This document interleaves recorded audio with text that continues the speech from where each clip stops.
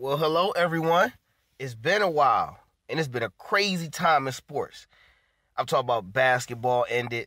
Lakers won a championship. Shout out to LeBron and AD for getting their rings. You know what I'm saying? Shout out to KCP for his contributions.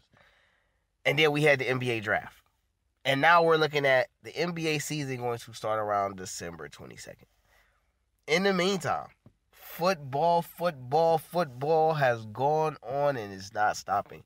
We're getting to that part of the year where everybody's glued into the TV. I mean, it's holiday season, the snow falling, the turkey and Christmas lights is up, and everybody's ready for end of the year football and playoff football. And what's so interesting about it now is that not only did they add 2 teams to the playoffs, one in each conference. So instead of from 6 teams going to the NFL playoffs, it's now 7. But if for some reason they can't complete every game on the schedule for every team, then they're going to add a 8th playoff team to each conference. So now you're going to get 16 teams in the NFL playoffs. Now, me personally, I think it should just be like that anyway. I think the playoffs should consist of half the league. Just because in football, you only get one game. You only get one game. You know what I'm saying? And it'd be a lot of teams that be in there that should have got so you got to start giving them shots. You know what I'm saying? Get these, catch some shots. I personally think that it should go to 8 teams regardless. It should go to 8 teams regardless. And I feel like every division winner should get the week off. That's how I feel. If you won your division, you should get the week off. And then everybody else got to play to see they play you. But, trying to do it like that and all that, we have to figure it out. That's another set of dynamics. But I am DeeTrynt in the marvelous Hollywood studios. And this is the Game Changer. So let's dive right into it. And we're going to talk about these Cleveland Browns first and foremost. Shout out to the Cleveland Browns. The Cleveland Browns entering week 12 are 8-3. Let me say this again. The Cleveland Browns in the year 2020 entering week 12 has an 8-3 record. Are you serious? I mean, for anybody who's a lifetime Browns fan, for anybody who's just a football fan, okay, to hear that the Browns are 8-3 entering week 12 is a major accomplishment. Shout out to the Browns, okay? Shout out to Jimmy Haslam, who was smart enough to understand that, hey, I may be one of the smartest guys in the world, one of the most prominent businessmen in the world, but football is not my sport. I like that. He was smart enough to delegate the power to his wife, who, shout out to D. Haslam, Mrs. D. Haslam. I appreciate all the energy and effort that you took out and input into, rebuilding and renovating this Cleveland Browns organization, who's been a laughingstock for more than longer than I can remember, okay? Shout out to GM Andrew Berry for not only believing in his players and staying the course, but making sure that he has room in the future to build off what he has. You know what I'm saying? Shout out to John Dorsey, though, the previous GM, for acquiring good talent and then making sure that talent was locked in. All right? So whoever took over next, which so happened to be General Manager Andrew Berry, he was able to really, really, finesse it or, keep it going steady. Shout out Kevin Stefanski, all right? And that whole Browns coaching staff. All right. It is a group effort. Shout out to all the other front office people. And a big shout out to Paul DePodesta, for being with this organization for as long as he have, through as many head coaching changes as he's had. And now he's actually gotten to the point where what he does well actually has a major influence on what is actually being put and produced within the regime and the organization. And I'm so proud of the whole organization, the players, everybody, for putting in that constant work, especially during COVID. No preseason, All right? No real training camp. Everything on Zoom. A lot of these players is new to the system. Every player on here is new to the system. All right? Some of them new to each other. Sign-ins and all this. And the Browns are 8-3 week 12 entering week 12 of the season. Hats off to the whole organization. That should definitely be praised, and it should not be overlooked or thrown under, because, man, we know how the Browns have looked and how have they produced the last umpteen or so years, okay? I keep saying week 12. My apologies. We're entering week 13. You know, the Browns had their bye midway.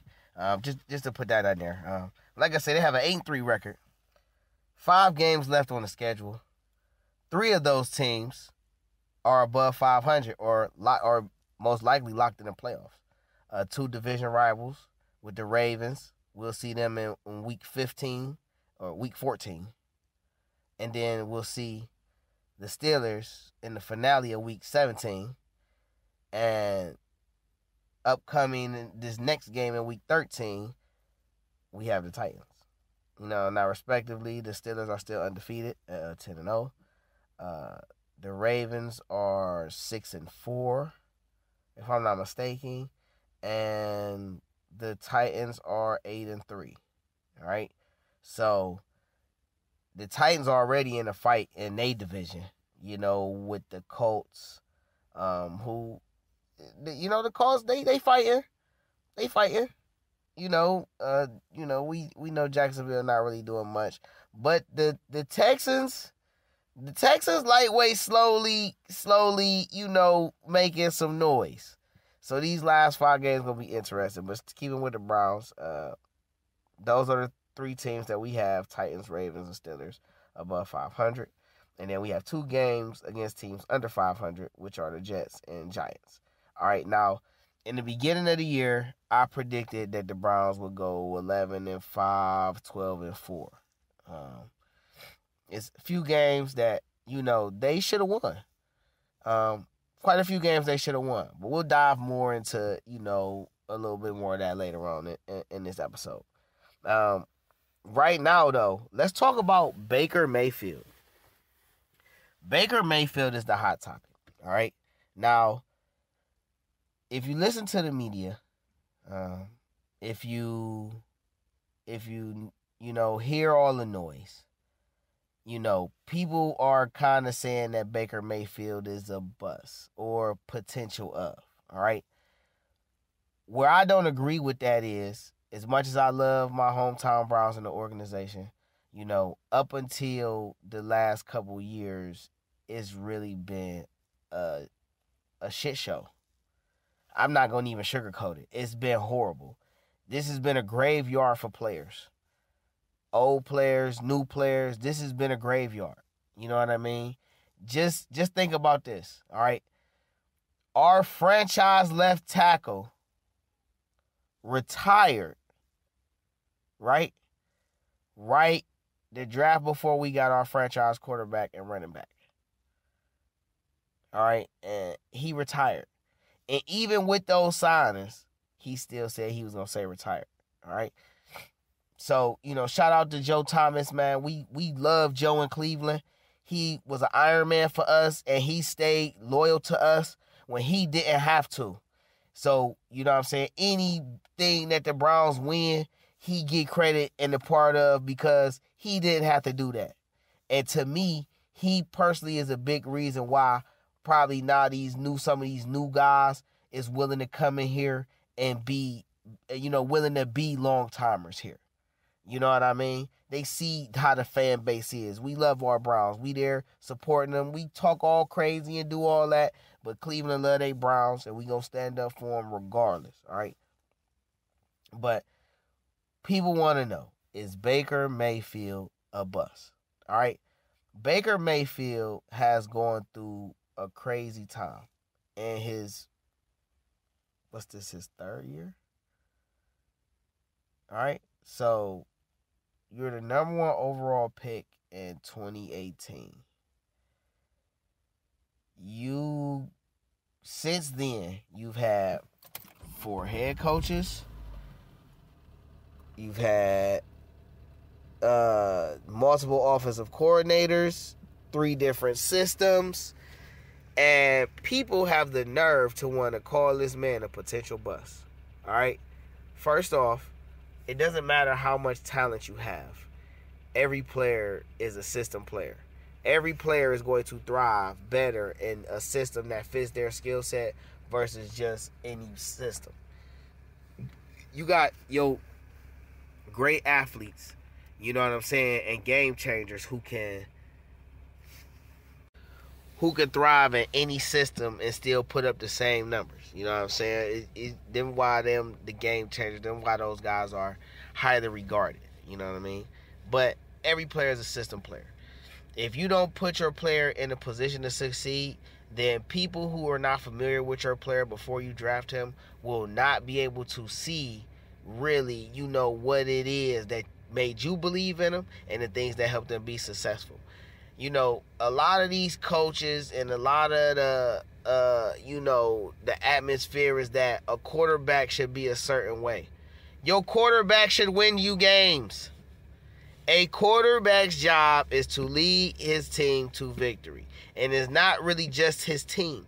He has to orchestrate his offense in an effective way that is productive and instills or influences heavy energy into the defense. All right? So when that happens, now your players play with better effort. They give more. They take care of their body better. They're like, and that's why they say the quarterback is like the engine of it, because the quarterback really is, he installs so much just by the way he goes about managing the offense. All right. You got other positions and other players that really help make a thing, but the quarterback is the quarterback. Now, I'm going to go on record and tell you, I never thought Baker Mayfield was the best person in that draft to be the number 1 quarterback. In that draft, particularly that he was in, I didn't think no quarterback was worthy of the number 1 pick. I thought Saquon Barkley, Bradley Chubb, Derwin James, I thought all of these guys were more worthy of being taken number 1 than any quarterback. But I also believe that, people say you shouldn't draft for need. And I feel like you should draft it. Like, the whole purpose of you being in the draft is because you need something. So it's contradictory for me to hear them say don't draft for need, draft the best player on the board. Where you kind of got to do both. How both fits for you depends on you, coach, you, regime. What are your personality? What is your system? A lot of these coaches and regimes go into these drafts and they don't really have a clear-cut direction or what they want to do or how they want to go about it. You know what I mean? They want to look at a player and then be like, oh, we're going to build this around the player. All right, but you got to already have a system in place that you identify the player that fits. All right? Because if you utilize the player right to their talents, then that player is going to excel in a good way. You know what I'm saying? Now, it's not always guaranteed, though, because you're going to have those who just don't fit the mold or don't want to put in the work and effort to, get where they need to be, and that's fine. It happens, you know what I mean? But, if you do your job, do your due diligence and, remain or maintain some type of respectability to your brand, then, it's always being about being ready for the chance. You know what I'm saying? The opportunity may not be there, but when you get the opportunity, you got to be ready to capitalize on it. So you need the system in place, or at least an idea of what the system is like, in order to have a great idea of what type of players are fit to be good stars in your system, because you feel they're centered around that. All right. So let's get into Baker Mayfield specifically even more. Baker Mayfield is having a pretty decent year. All right. Baker Mayfield right now has thrown for about 2,000 yards, right? 17, let me see. Baker Mayfield has, in 11 games, completed 180 passes out of 294 for a 61.2 completion percentage. 2,008, 2,108 yards. All right. 7.2 yards an average, almost 200 yards a game per average, 17 touchdowns, 7 interceptions, 7 sacks. Overall player rating is 92. All right. It's not really bad. This is where I have a problem with people bashing Baker Mayfield. Now, as I was saying earlier, I felt like the Browns is in the division where you got to run the ball and play good defense. So I wanted them to draft Saquon and then draft Lamar Jackson. That's what I thought. Draft Saquon at 1, Lamar at 4. You already had Carlos Hyde on the roster. So now you can use Saquon to return punts, shift him out. You feel me? Lamar Jackson got to grow as a passer. So, now at the time, though, they were about to, Hugh was the coach. So I understood that Hugh would know how to utilize it without doing too much. You know what I'm saying? But even at the time, the Browns organization was in some craziness. So fast forward to this year. Kevin Stefanski is brought in to stabilize a talented roster and produce. And he brings in Alex Van Pelt and Joe Woods as offensive and defensive coordinators, respectively. And right now, the Browns are good. All right? What I like that Kevin Stefanski doing is something I've been screaming for years. Stop building the plays around Baker Mayfield's skill set. That's not how this works. If you watched how Baker Mayfield was used in college, he was used as a vessel to get his star players the ball. All right? It's no different than Kurt Warner. It's no different than Peyton Manning. All right? Ain't no different than Russell Wilson. Some guys are a little more athletic and they have a little more awareness to do incredible things. All right? Baker Mayfield has the capability of doing a lot of things, but he has to be learned to be disciplined and be skilled before he's flamboyant and taking chances, all right? The Browns have a talented roster, but you don't need to throw the ball all the time. You just need to throw the ball in formations that he's comfortable with and run a lot of play action. Now, running a lot of play action because you have Nick Chubb, who is arguably the best back in the league. And if you could argue Derrick Henry and Christian McCaffrey, but Chubb doing this thing, all right? Dalvin Cook, the shout out to him, but Chubb doing this thing. Kareem Hunt is still a perennial back. And the 1-2 punch of Nick Chubb and Kareem Hunt can do a lot. I mean, a lot of football fans right now are new and you don't understand that back in the day, you ran the ball and you played good defense and you was liable to win. Long as you could throw on play action, you good. You know what I'm saying? If you could throw in 2 minutes, you good. Because it's a passing league, but it's 60 minutes of gameplay. All right?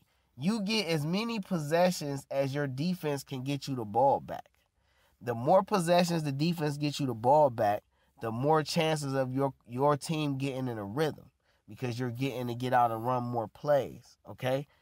Baker Mayfield has a lot of qualities that are great for a quarterback, even for a quarterback at 6 feet 6'1", okay? He is very quick. He is deceptively fast and quick, and he's witty. He has the arm to make all the throws, even though he doesn't always line his body up in the way to really throw them like they want to. He's a little panicky. He's a little jumpy. But I still look at Baker Mayfield as a rookie.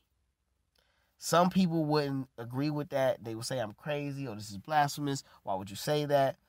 This is the first time Baker's been in a stable system. All right? And he's showing a lot of flashes of maturity and growth in a system that is consistent from week 1 to week now 13.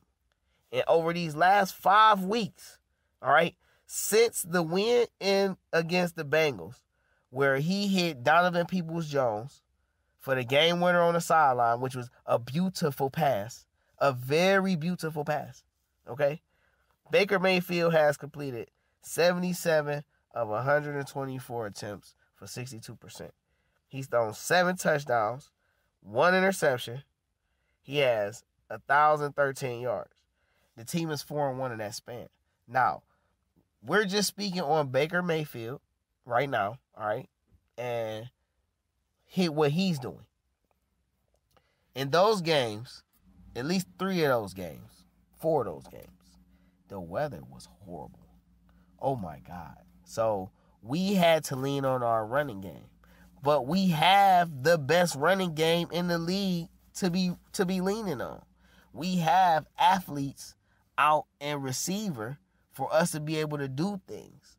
And the fact that our quarterback is undersized to most teams, or to most perspective, the consensus perspective, that leaves room for trick plays and doing stuff with other people. And plus, like I say, Baker's still young. He has to learn to grow in the system. But Baker is way more mature than people give him credit for, and he's a very intelligent guy. You know what I'm saying? He's a hard worker, and he has a funky attitude. So I like that, because people with funky attitudes like getting their work done. That's just how I look at it, all right? So Baker is doing pretty good, all right? He's doing pretty good. So now, what I don't like and what I have a problem with in the beginning, because it seems to be getting better now as I watch the games. First, it was the play calling. I did not like the play calling at the beginning of the year. All right? The play calling has gotten a lot better since week 9 and we had the bye. The play calling has gotten better, a lot better. And they've spoken on it. You've heard Kevin Stefanski and all the head coach Stefanski and OC Van Pelt. You've heard them say about not only working on Baker and his footwork, but, designing plays that put Baker to be the best Baker he could be. All right? First thing you got to do is stop designing the plays around Baker and design the plays around getting your ball to your playmakers. So your Nick Chubb, your Kareem Hunt, your Austin Hoopers, your Odell Beckhams, your Jarvis Landry's, your David Njoku's, all right? Their job is to produce when their number is called. It does not matter if your number is called, 10 plays in between. Your job is to be ready. Your job as a playmaker, as an offensive receiver, back, tight end, is to be a threat. Your number one job is to be a threat. So if you're not a threat, you're an inconvenience to the offense. That's just bottom line. All right? Baker has missed some throws. Baker has missed a few throws. But Baker has made some great throws too, which you're going to get with any quarterback. Baker was victimized by a lot of drops. All right? And people be trying to play Baker, but we ain't going to act like Jarvis Landry ain't dropped 4 passes one game. And then Njoku ain't dropped 3 passes in another game. And 2 in that same game, Landry dropped passes. So we're not going to act like he ain't been victimized. All right? And I ain't even started on the defense yet. Right now, we just talking about Baker. All right? Baker is growing, and I believe that they should pick up his option. But I do also believe that they should still draft a quarterback. You know what I'm saying? Go ahead, pick up his option, because when he gets to his final year, he's going to need an extension. Or he going to play himself good enough to where somebody is going to come try to sign him to an offer sheet. We can get trade compensation, shit like that, and we can just draft as a quarterback and let him do his thing. You feel what I'm saying? But I still feel like Baker got to grow. But he's still a rookie. Bottom line. You know what I'm saying? That's how I feel. He's still a rookie. This is his rookie year. All right. There are a lot more interesting and insightful things I want to discuss with you all. So take the time out right now for me to hit the subscribe button, hit the like button, or dislike. Leave some feedback in the comment section, and be ready to watch the next episode of Game Changer Sports Talk live from the marvelous Hollywood Studios on the Goonie Tunes channel.